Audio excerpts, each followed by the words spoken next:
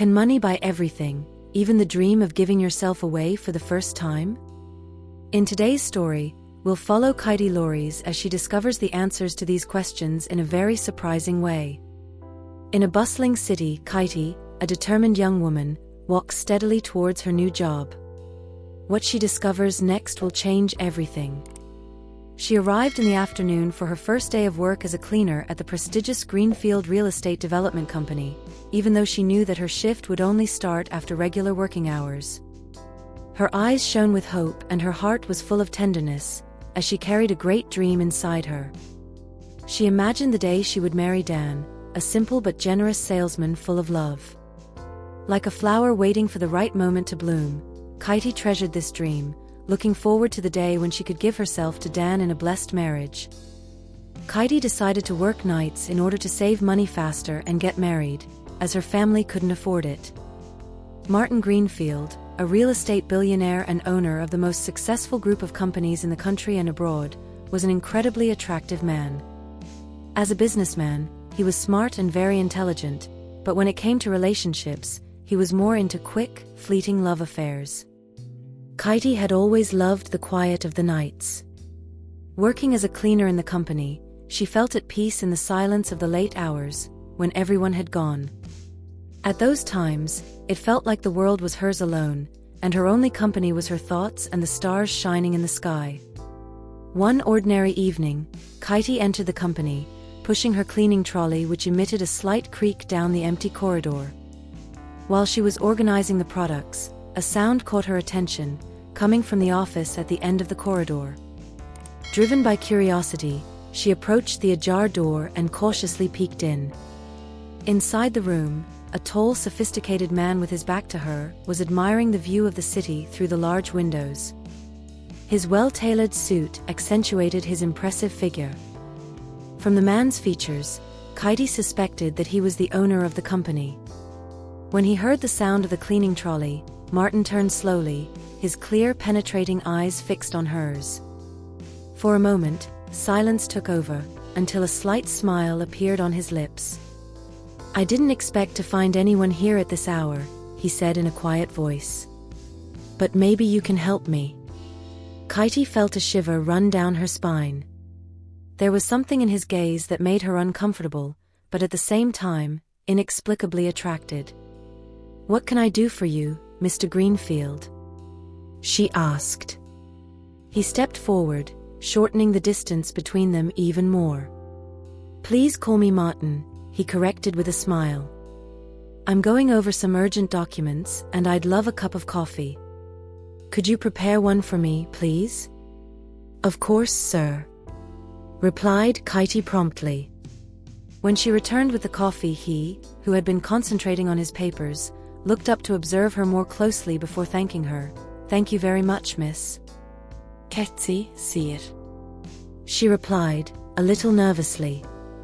At that moment, he stared at her intensely, which made her feel uncomfortable, realizing that his interest went beyond simple work. Keyty decided to leave the office quickly. And my friends, she wasn't wrong to notice that Martin's gaze revealed a different kind of interest. He was famous for his conquests of high society women and rarely had to go out of his way to win them over. When Keyty was almost at the door, he called out to her, "Are you leaving already? Stay with me a little longer. This huge building gets so lonely at night, Keyty." She looked at him sternly and replied, "Sir, I need to finish my work and it's late. If you need more coffee, just call me." With that, she turned and left without looking back. Perhaps because she refused to stay with him any longer, Martin began to feel a growing interest in the beautiful cleaner. The next day, when he arrived at the company, he decided to find out more about Keyty. He soon discovered that she was a person of modest means and lived a simple life. The following evening, after work, when Keyty started her cleaning routine, she was surprised to open the office door and find Martin there again. When Keyty went in to do her work, she realized he was there. She tried to leave quickly, but Martin was more agile and locked the door, asking, "Are you afraid to be alone with me, Keyty? Why? Do I make you so upset?" He gave her a mischievous smile. Trying not to show her fear, she replied, "No, sir. I'm here to work, not to keep company with executives. Now, if you could open the door, I'd be grateful." "Have you ever heard anyone say that you're too pretty to be just a cleaner?" Martin asked as he approached Keyty, his gaze fixed on her. "Sir," she replied firmly, "what does my appearance have to do with the work I do? I'm a cleaner because life hasn't given me any other options." Her voice was dry, but it carried a determination that showed she wouldn't let her choices be diminished. "What if I gave you the chance to live a life full of luxury and wealth, Keyty? Would you agree to have something with me? Would you give yourself to me?" Martin asked, staring at her, hoping that the temptation of money and comfort would win her over. But without hesitation, Keyty opened the door and left the office. Her heart was racing and her face burned with anger at the man who had tried to buy her off with empty promises. While Keyty was still in the corridor, near the office door, she heard Martin say, "I'll look forward to your yes, Keyty." These words echoed in her mind, making her uneasy.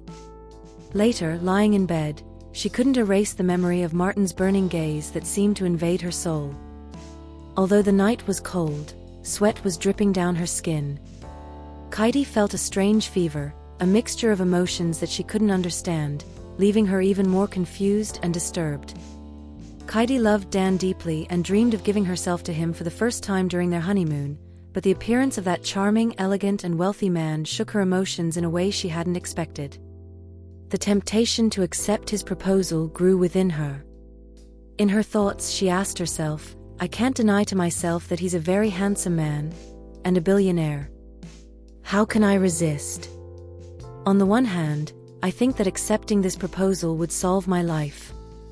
However, the image of Dan appeared in her mind, bringing a shadow of doubt. Dan is a good man. I know he really loves me, but we're so poor.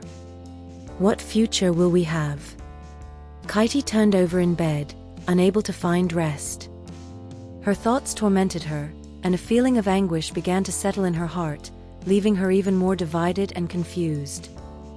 What do I do now? Choose love or a good life with money? Keyty asked herself in anguish. He had always had a very difficult life, a childhood and adulthood surrounded by poverty. He saw a glimpse that his reality could change. After hours of reflection, torment, and a whole night without batting an eye, she made up her mind. "I'm going to take a risk with this idea, but I'm going to accept Martin's proposal and stay with him. That way, I won't have to face hardship and poverty anymore." That afternoon, with a heavy heart but firm steps, Keyty walked to work. She just hadn't expected that her fiancé would decide that day to surprise her before she got to work. Dan, who knew exactly where she went every day, was waiting for her, holding a rose. When he saw her, he approached her and said with a smile full of affection, "Keyty, my love, I've brought this flower for you." That simple and sincere gesture of love from Dan, full of meaning, touched Keyty's heart in a profound way and brought her back to the purest reality of her life, her fiancé Dan. In that instant, she realized the true value of the pure and genuine feeling that existed between them, and all the doubt that had plagued her began to dissipate. The affectionate way Dan treated Keyty and the deep love he felt for her were irreplaceable. Nothing in the world could take the place of what they shared. She came to her senses and realized that losing Dan would be like losing all the light in her life, for he was the basis and reason for all her dreams of love. Taking the rose he offered her, Keyty kissed him. It was a kiss full of regret for having, at one time, thought of exchanging Dan's genuine love for a fling with a billionaire. In that instant, she realized that while money is important, it is true love that really gives life meaning. With love, money can be earned through hard work and effort. But true love can't always be won with money. That night, Martin was sure that Keyty would accept his proposal, but was surprised when she refused. When he understood her motives, he was impressed by the love she felt for her fiancé, to the point of refusing a life of riches with him. After explaining everything to her boss, Keyty resigned. Although Martin was sad, he recognized that there were still people who believed in true love. In secret, he asked a friend who owned a real estate company to offer Dan a job. A few days later, Dan received the job offer. At first, he was puzzled by the unexpected job offer, but it was so good that he couldn't refuse. With his natural talent for sales, he quickly won the admiration of his new boss and started earning enough money to provide Keyty with a more comfortable life. 6 months later, the long-awaited day arrived. Keyty, radiant in her wedding dress, walked into the church, fulfilling her greatest dream. At the altar, Dan was waiting for her with a smile of pure happiness, ready to start a new life with the woman he loved. Outside the church, a man in dark glasses was discreetly observing Keyty and Dan's wedding. A quiet smile formed on his face as he reflected on how that poor virginal woman had shown him the true meaning of love. Sometimes life's greatest lessons come from where we least expect them, showing that true love cannot be bought, but earned with sincerity and respect.